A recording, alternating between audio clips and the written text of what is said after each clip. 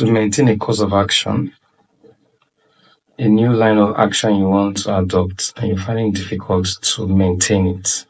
In this video, I'm going to be talking about something that could help in this. Now, as humans, we have our identities at our core, who we are as persons.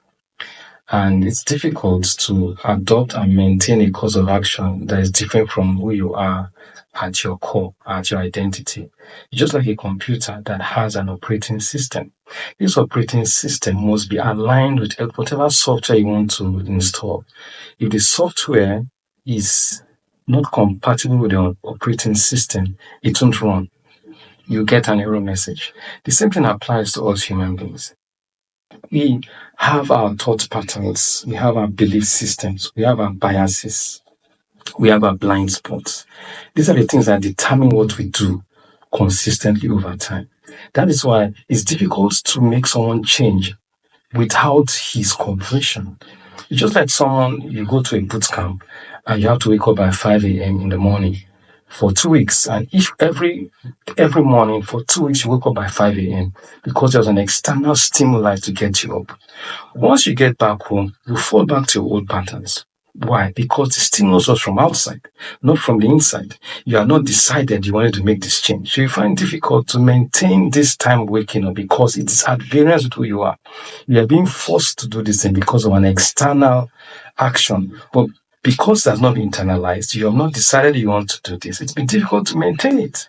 So until you decide that I want to do this, you have to unlearn your thought patterns, unlearn your beliefs, unlearn the habits you formed over time before you can maintain a new course of action over time.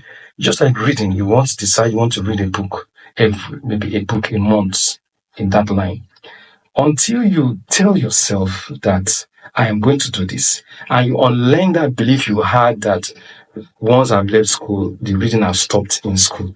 You unlearn that and adopt this new concept, this new belief of continuous learning. Until you have done that, it will be difficult for you to maintain this goal of reading a book a month because you just fall back to your old habits and your old beliefs and your old thought patterns.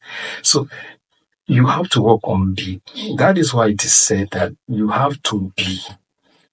We be before you do, before you have. So the being, that's why I say human beings, we have to be first before we can do the action, and then we can have the results that come from this action. I hope this helps.